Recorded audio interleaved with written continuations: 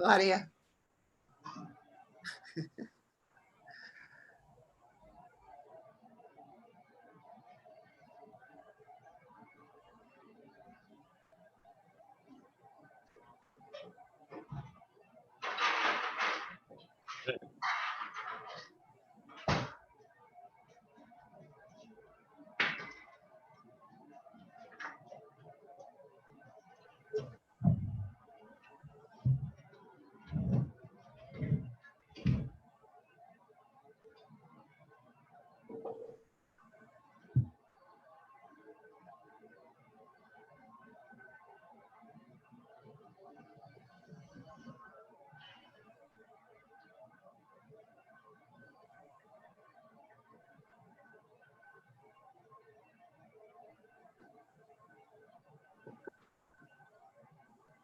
Hey, so we're going to begin in a minute, but before we start, I just want to make sure that everybody knows that we're doing our second Seder. Oh, good. Hi, Shirley. Hi, I'm Shelley. Shirley was my mother. It's confusing. Very good. Actually, it's my multifocals that are confusing, but that's okay. Everybody knows that we are hosting Second Seder on Zoom, and you got that information through the temple topics, etc. And you can join us for that interesting Seder. We'll actually be sharing the Haggadah right on the screen, so you don't have to print anything or have anything. You can just follow along. So with that, today we are in the fourth in our Passover cooking series. We'll be creating the last part of Passover meal, which is dessert. So the best part of Passover. The best part. Although, you know, quite frankly, sometimes all of those Passover desserts, they look fabulous, and they all taste like matzah.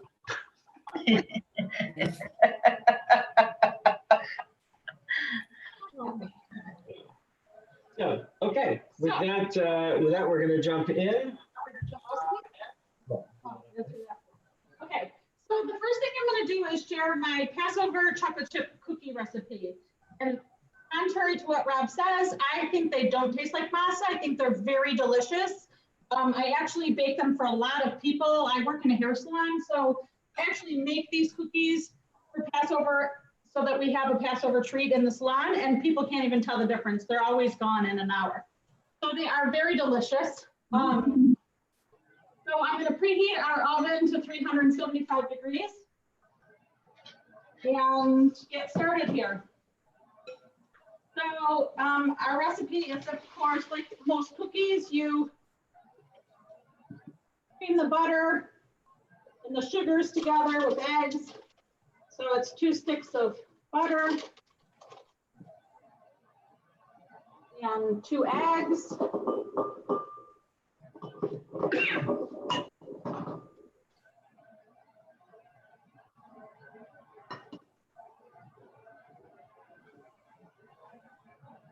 Thank you.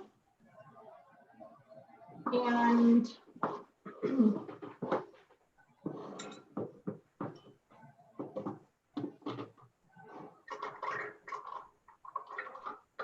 we have 3/4 cups of white sugar and brown sugar.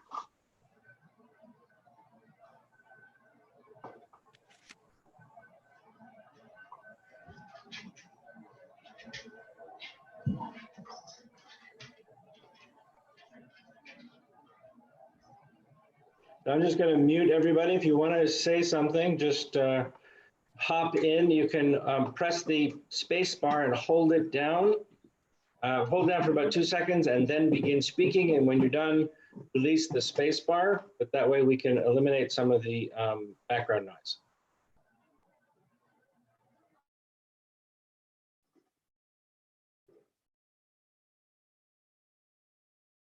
Okay.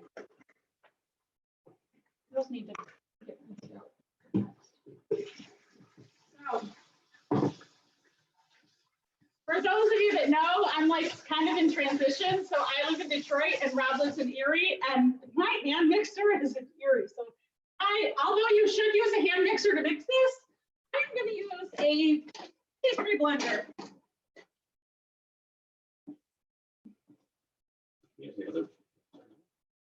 Well, I know, but the only bowl that I have is for macaroons.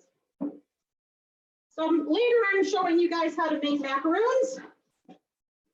And the trick to macaroons, when you get the egg, when you whip egg whites, is to have it in a cold metal bowl. So I have a mix master. My cold metal bowl is prepping in my refrigerator for the macaroons. So we'll be fine. Pretend it's like, you know, Bobby from Russia. Right. Doing everything by hand here.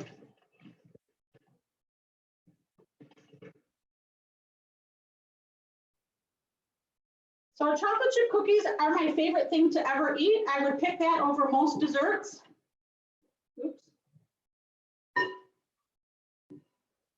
So when I got this recipe a few years ago, I was the most excited to have this.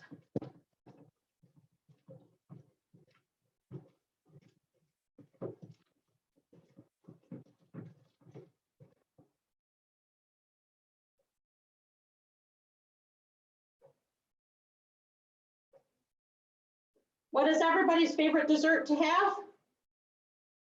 Anybody have a favorite? They're all muted. Flourless chocolate cake. My daughter-in-law has the best recipe ever. Yum. I make a cake that uses hazelnuts or a mixture of hazelnuts and almonds and grated chocolate and apples. And you make it in a form pan and you whip up a whole bunch of egg whites and it comes out about 4 or 5 inches tall and it's wonderful. Sounds delicious. Can you share the recipe? Well, I was thinking the same thing. You know, if anybody's got a favorite recipe, email them to Rob. Then maybe next year we can do this again. Make a whole Pesach cookbook. It sounds delicious. It's a good cake, but it uses a lot of bowls because you have to whip the eggs in one and mix everything else up in another and grate the nuts in another and grate the chocolate in another. So it makes a big mess, but it's worth it. But okay, I will email the recipe. I kind of feel like every Passover recipe is like that. Like I spend more time in the kitchen for Passover than any other meal. Except this year, in which case we've been living in the kitchen. Oh my gosh. So I travel a lot to Erie and back and forth, and I have to say that I have spent more time in my kitchen in the last 3 weeks than I have in the last 2 years being with Rob. I've discovered some really great things, so. We'd love to have that flourless cake recipe too. Yeah. Well, if you email it to me in the next day or so, I'll email everything out. If you email me today, then I'll email it all out with the recipes that we're doing also today, this evening.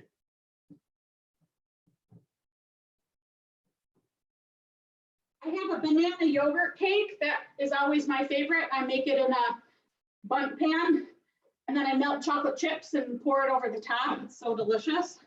My daughter's birthday is April 10th, so we've oftentimes had to celebrate her birthday during Passover. So it was kind of, I needed something besides a flat, thin chocolate cake to celebrate. Okay, so that's all mixed together.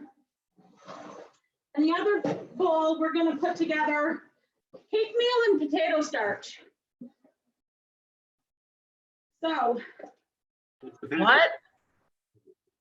What'd you say?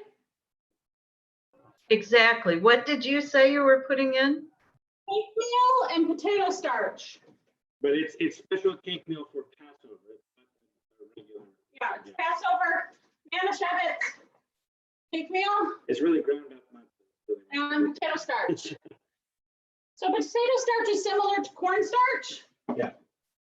The idea is that corn is part of a group of products that are under things that are not quite kosher for Passover for many people. So anything corn or legumes or nuts, things like that are considered what are called kitniot or things that are, they could be kosher, but they're really not. And so they're anything with cornstarches or anything like that is not. So if you go to the grocery store and you see, Coke with a yellow top. So Coke with a yellow top is actually made from pure sugar instead of corn syrup, because sugar is kosher and the other isn't. So if you like pure sugar products, it's a good time to get some of these kinds of things, because they're all going to be made with sugars and not any of the corn syrup stuff.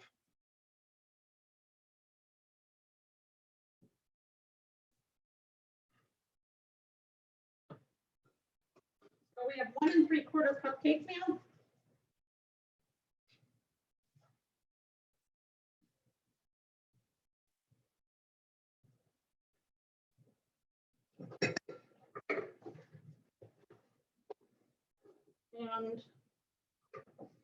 And here we prepared teenager.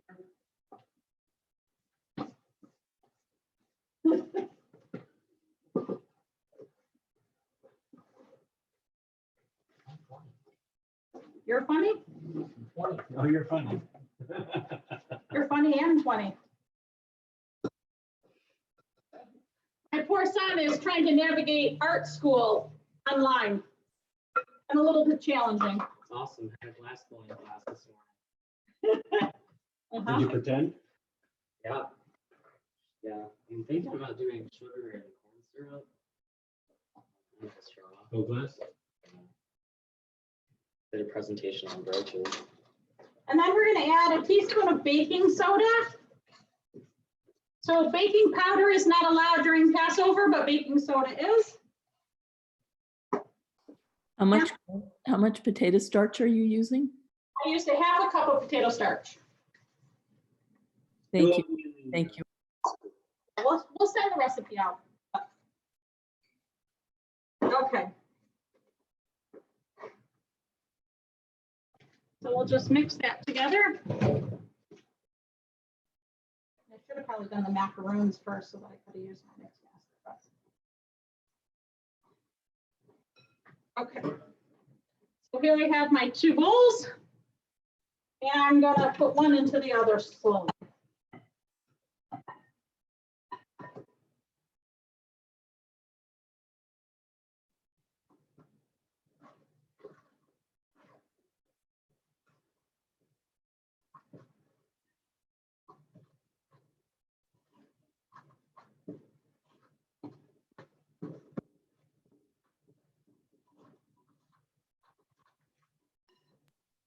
My recipe is very similar to yours, but when I make oatmeal cookies, I add cinnamon chips and a teaspoon of cinnamon.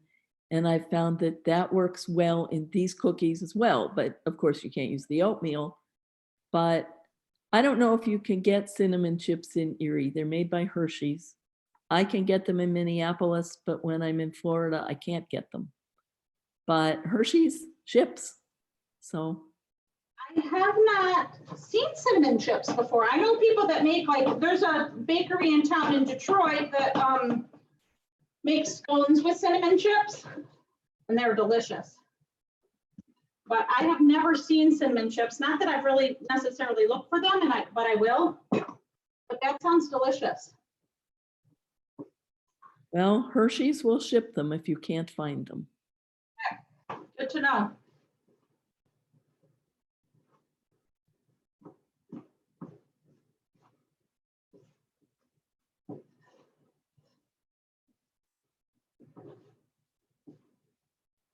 Okay. They're just about all mixed up here.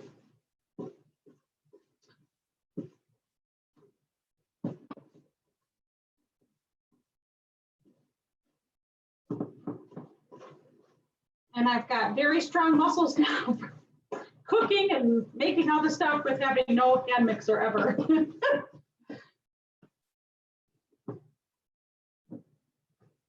Okay, so the dough consistency is pretty thick.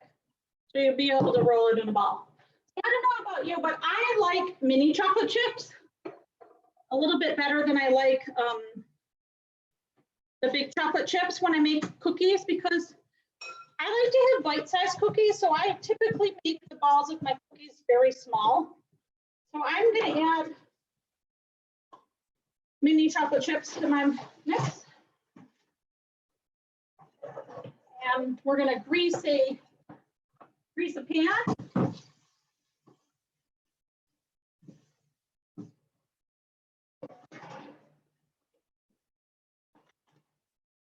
Fold in the chips.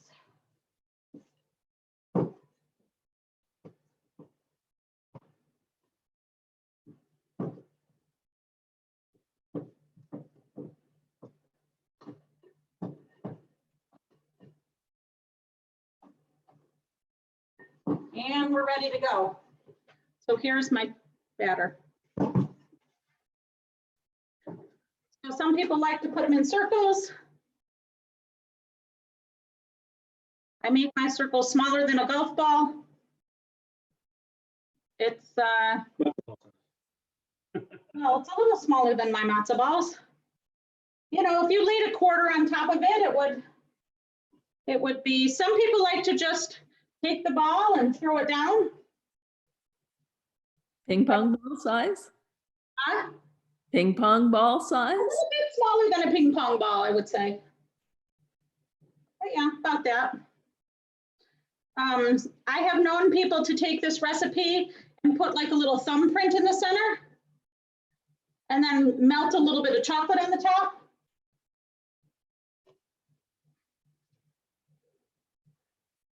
I wonder if you can put chocolate chips on the top. I'm going to put some thumbprints in a couple of them. And we're going to put some chocolate chips on the top of it.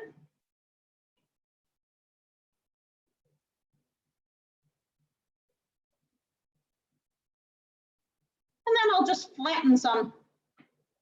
See what happens there. They'll all taste the same. Oh, contrary to what our children say. Okay.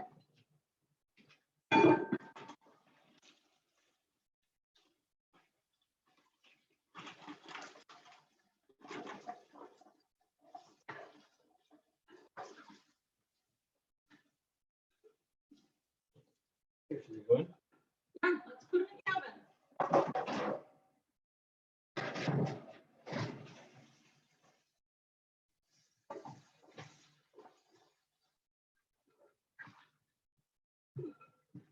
So those take about 9 to 11 minutes.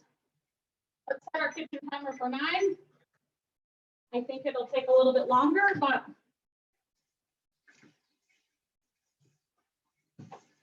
And now we're going to move on to mandel bread. Does anybody like Passover mandel bread? Yeah. So I love my Passover mandel bread recipe. I made a lot of different recipes over the years because I love just regular mandel bread. But when I make my regular year mandel bread, I make it with Crisco. Anybody still use Crisco? Yeah, I love Crisco. So it was really hard for me to get adjusted to Passover mandel bread, but let's do it. So we need 3 eggs. Remember in the old days when Crisco was like animal fat?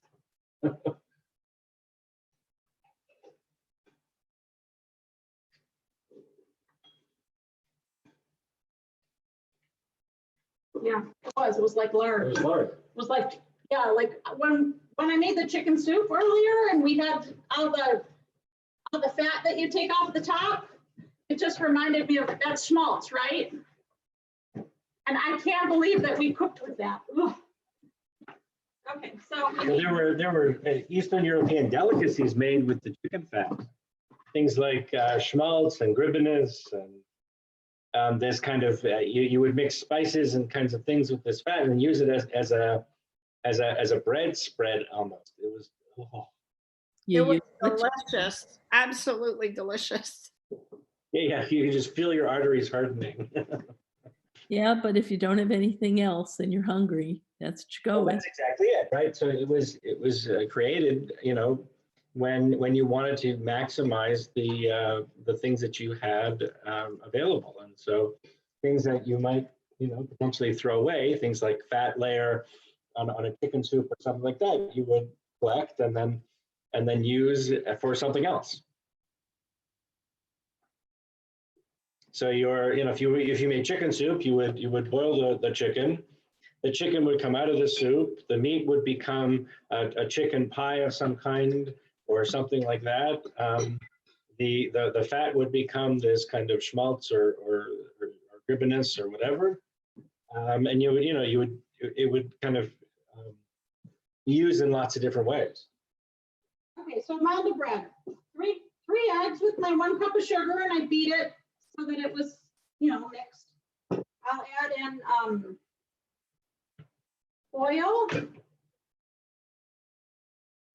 1 cup of oil, orange juice.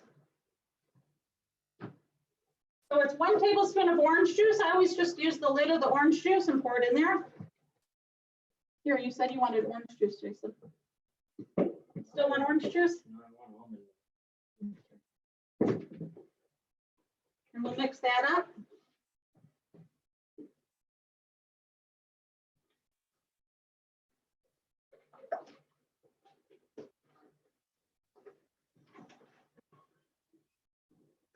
Salt, just a pinch of salt.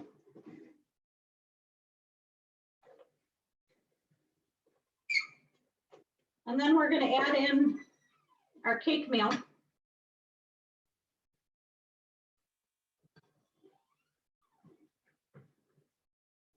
I need 2 cups of cake meal.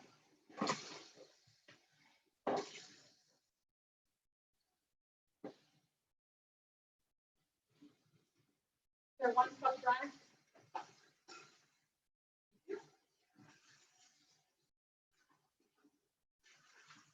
That's it. 2 cups of cake meal.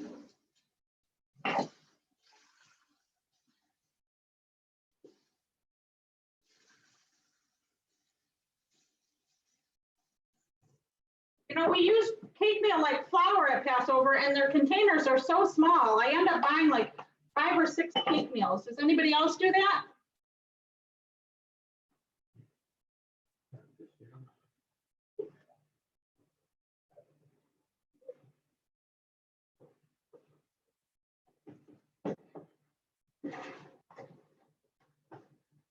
Our cookies?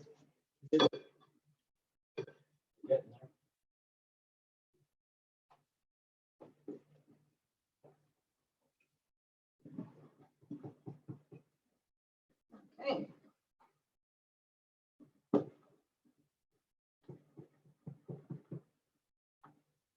One cup.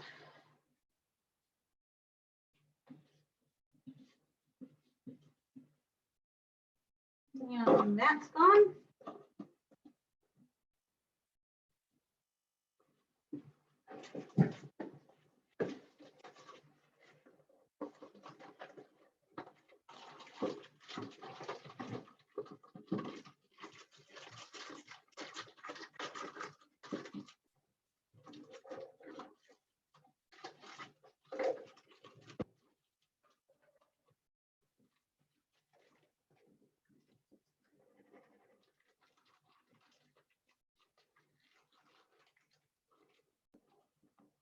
Two cups of cake meal.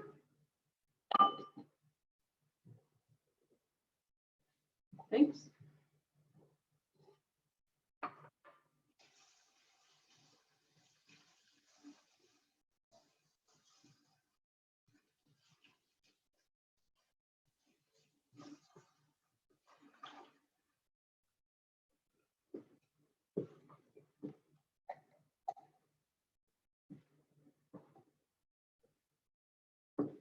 Okay, now our dough is starting to get firm.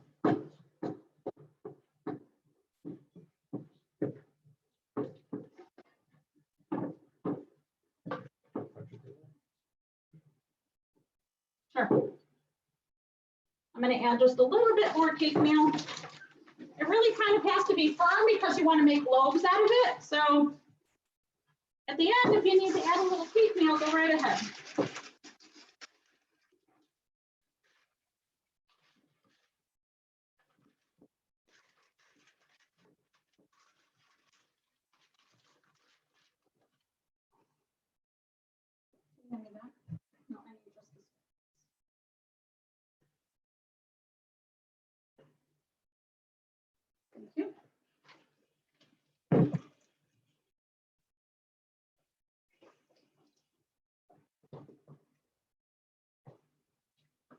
Okay.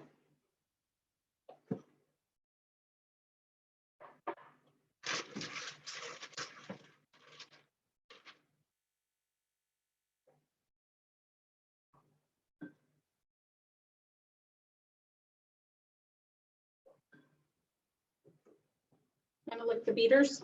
Did you do that as a kid? Okay, so the consistency is very thick.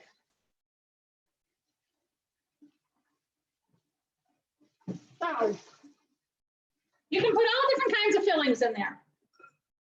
So what do you guys want to add? I like Heath.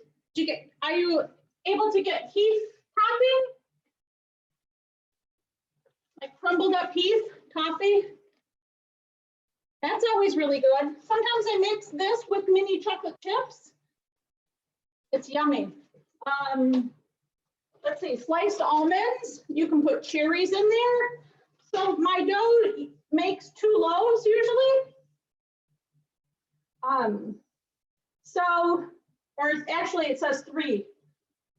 Three just small little loaves. I usually make my loaves only about 2 inches wide, or 2.5 inches wide, so that I can just cut it in its little pieces. So I usually divide my dough.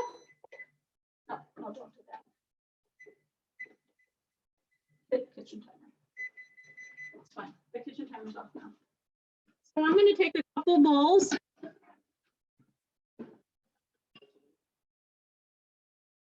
One more minute. Divide the dough in thirds.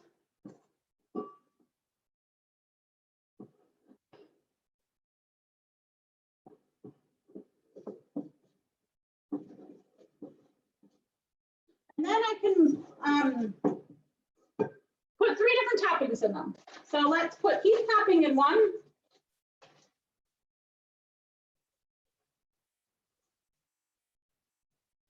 What topping is that? It's Heath, like toffee chips. It's like a caramel. Okay, got it.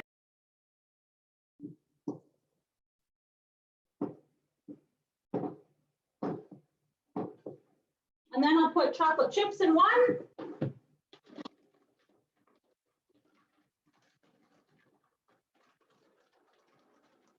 I think you're missing an opportunity. I would use the chocolate toffee chips. Wow. Yes, I would, but I couldn't find those. So yes, if you actually, these are just toffee chips. If you would get Heath chips, it's got the chocolate and the toffee together, and that's my favorite. But you know, this year you do what you can. So I actually made some regular mandel bread earlier in the week, and I used my Heath chips with mini chocolate chips. It was the same flavor. And Rob, do you want almonds in some? Yeah, I mean, you can put really whatever you want into these kinds of things. You like almonds? Whether it's almonds or walnuts, or sometimes you can even use some of the, if you have dried, if you like that, you know, dried fruits, raisins can go in there if you like raisins. I think raisins are just like, you know, fake chocolate chips, so they just tease you. It's terrible.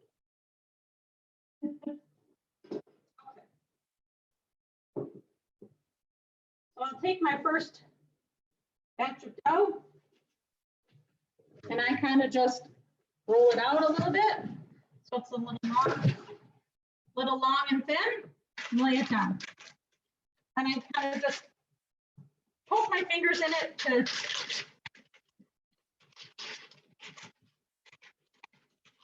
should we check on those cookies, Rob?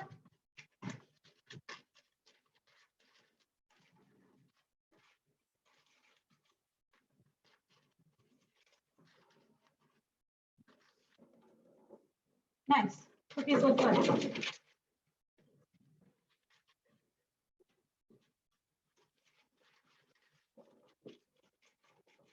The cookies? So that looks like a bird's nest. That was the one I put the thumbprint in.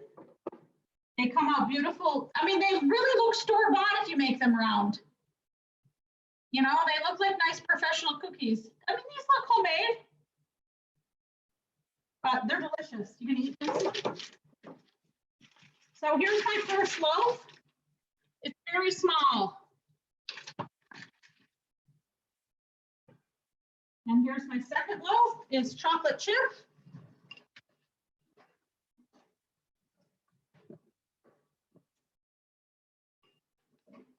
And again, I just roll it like that.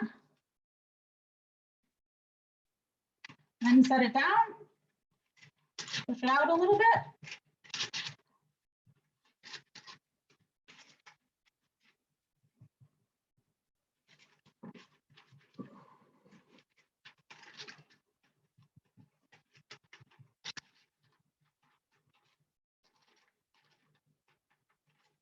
And then my third.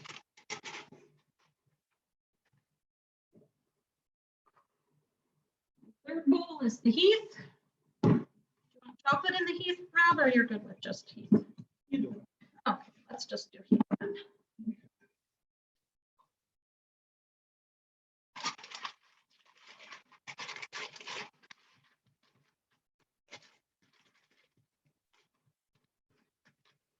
So if you don't get the loaves completely even, it's fine.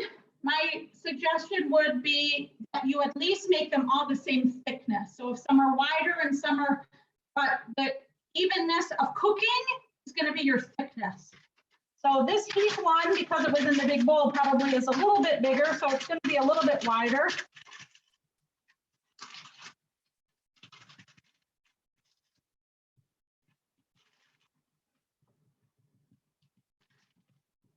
And they are maybe 3/4 of an inch thick. Because it's made with cake meal, it's not going to rise up and get puffy like when you make regular flour bread. So there's my 3. And you can see this is my Heath. It's bigger, but I made it just as thick. And we put that in the oven, except for it gets cooked at 375. Bake, 375. And start.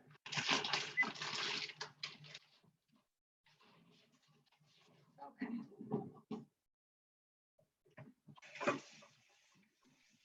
Which temperature are you baking these at, please? 375.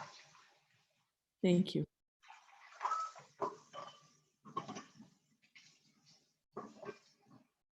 Now I have to prep a little bit for my macaroons.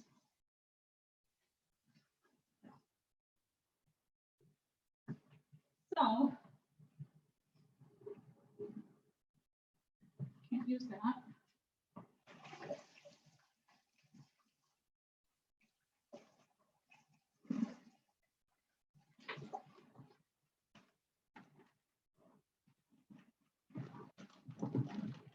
So as you know, the Seder is split into 2 different sections, right? One is the sort of before the dinner, and then the section of the Seder that happens after the dinner.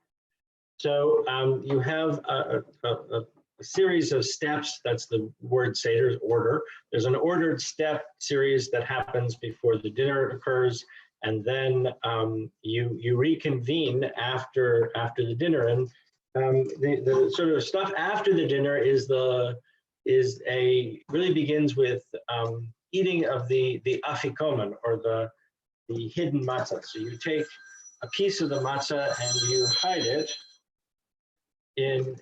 it in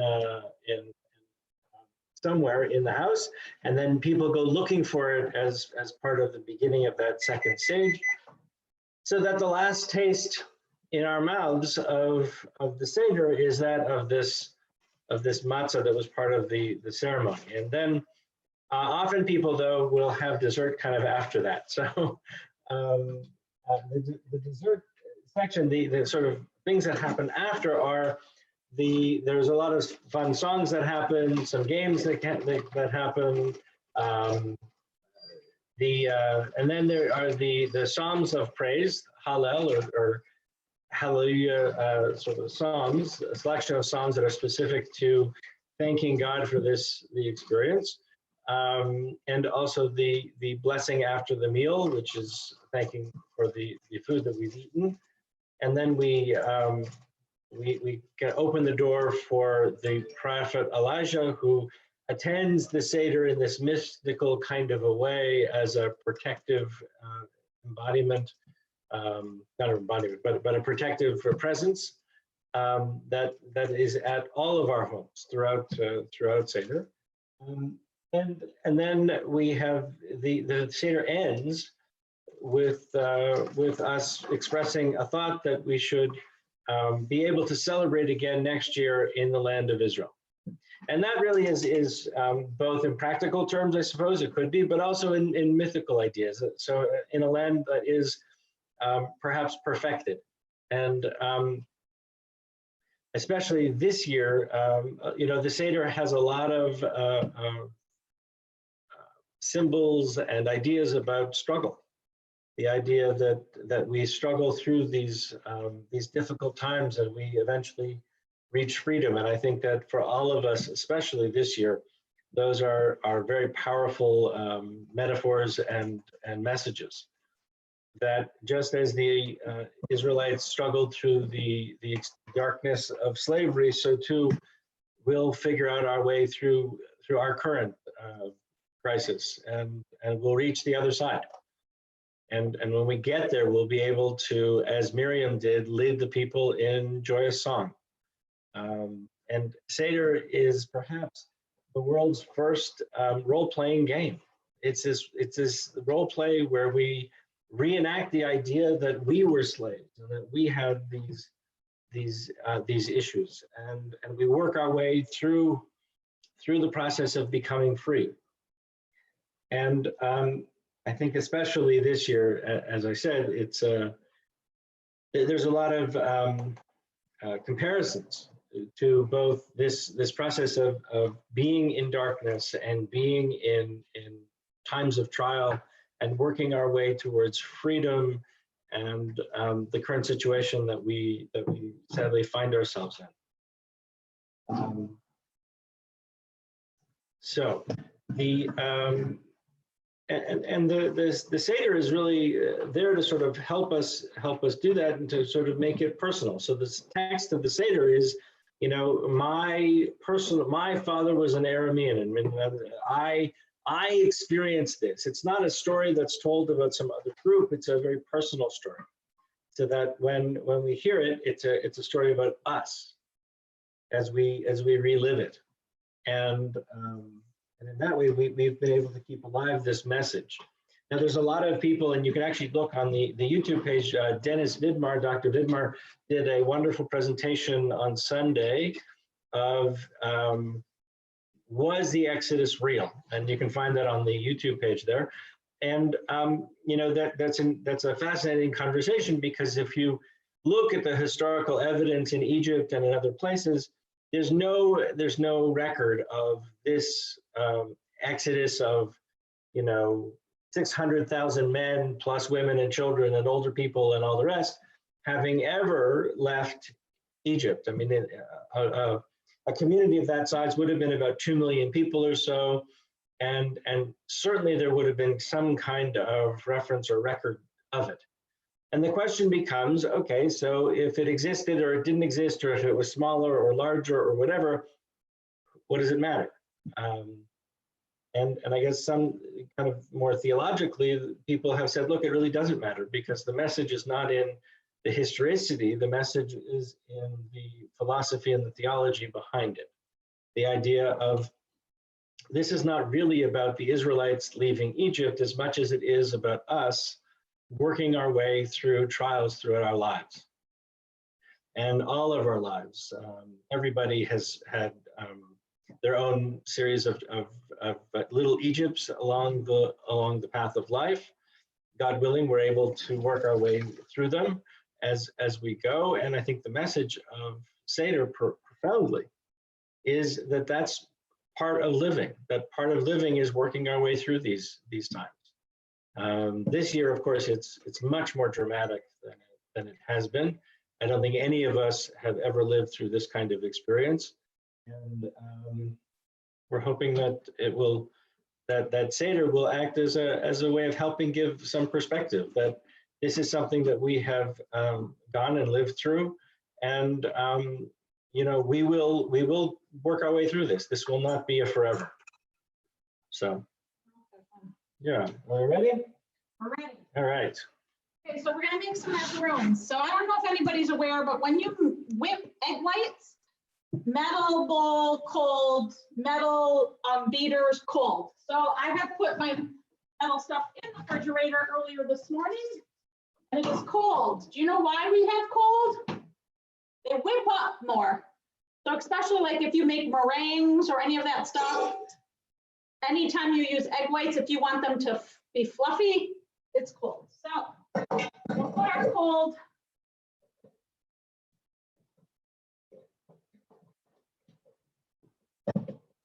And we're going to take and do 4 egg whites.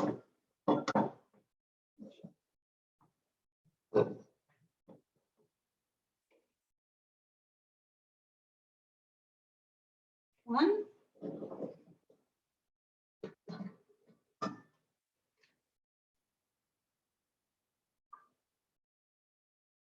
2.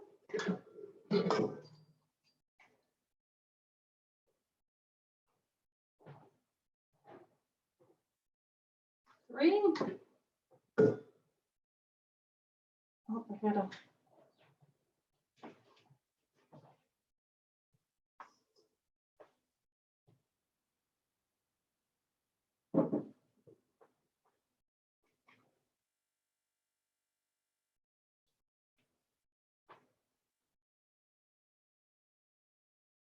4. Thank you.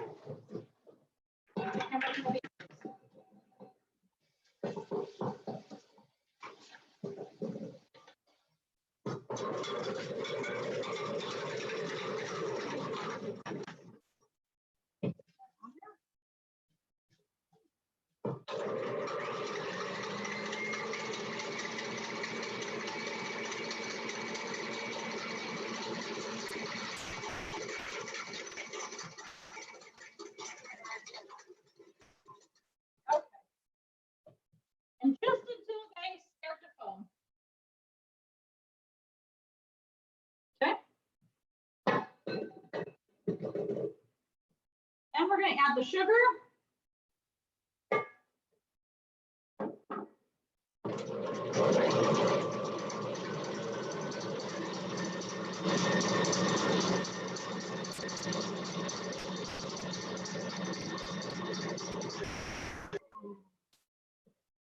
By the way, that was 2/3 cup of sugar. And then we have 1 cup of cake flour. And we'll beat that in.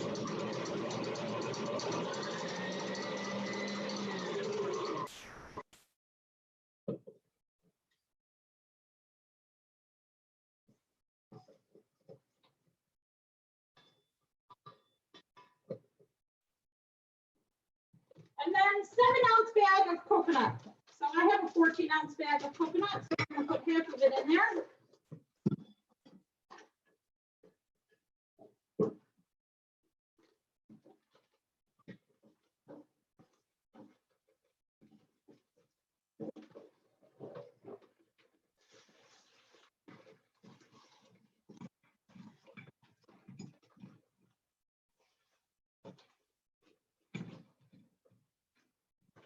Okay.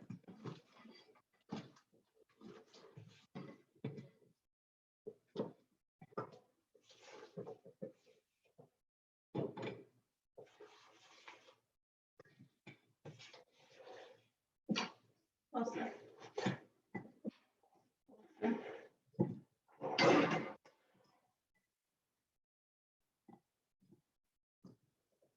We're just going to fold the coconut in there.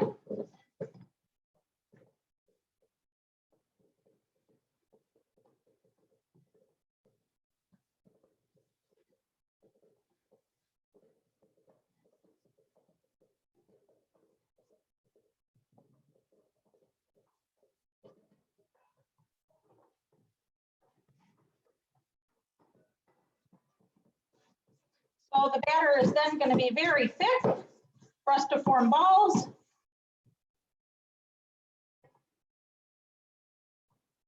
So the recipe says that you can add anything. If you want to add nuts, you can add nuts.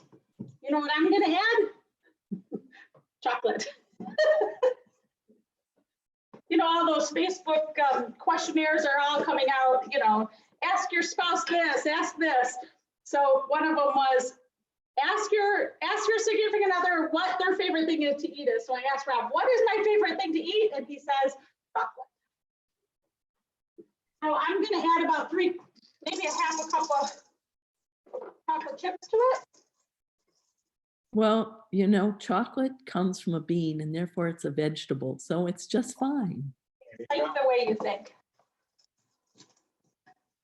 I have seen where people bake them and then take them out and dip them in the chocolate just for the bottom.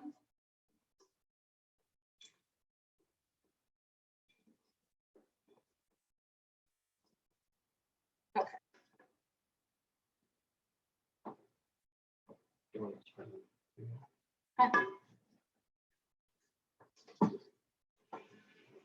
Why don't, yeah, just spray it. So we're just going to grease a cookie sheet and just put them down like droplets. Maybe a little bit bigger than a ping pong ball. I mean, bigger than, you know, the chocolate chip cookies that we made. A little bit bigger than that.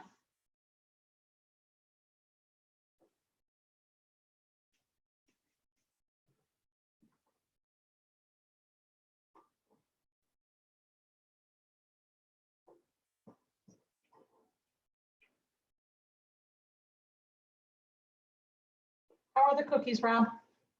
Cookies are excellent. Yes.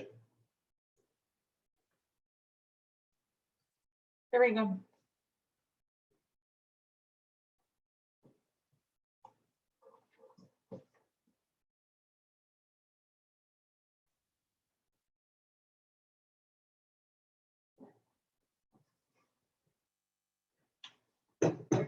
So if you do not cook all of your macaroons all at once, I like to keep them in the batter in the refrigerator. Well, our model bread's in there. So these bake for 20 or 25 minutes. I'm not going to bake these, but you can see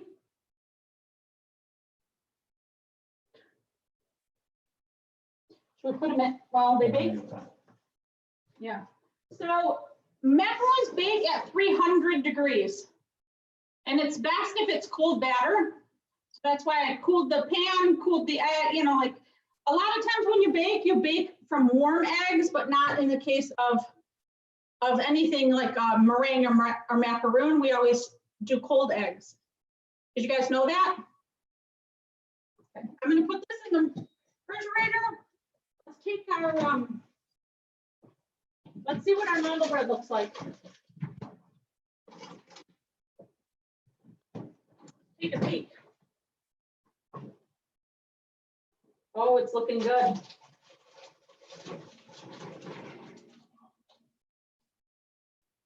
Nice and yummy. Still's got about 15 more minutes. Then I'll slice it up. You can also sprinkle with cinnamon sugar if you want to. You have to do that before baking. I don't necessarily like it on my Passover model bread, but it's, you know, choice for you. We're going to cut them in about a 3/4 inch strips. I flip them to the side, put them back in the oven for 10 or 15 more minutes, and you're good to go. Okay. We'll send out recipes. Yeah, so if you want to email me any of your Passover recipes, I'll email them out this evening. And otherwise, if something comes in later, I can email that out to the group also later. Otherwise, thank you all so much, and wishing you all a very, very happy and healthy Pesach, and looking forward to seeing you perhaps for second Seder in our Zoom Seder. It'll be kind of new and fun for everybody. And if there's any questions, please let us know. And otherwise, wishing you all a great, great day, and stay home and stay safe. God bless. Thank you so much for everything. Thank you. Thank you, Rabbi Corlin. Thank you, Rabbi. Thank you, Happy Corlin. Passover. Chag Sameach. Yeah. Thank you. Thank you. Thank you, Carrie. Bye.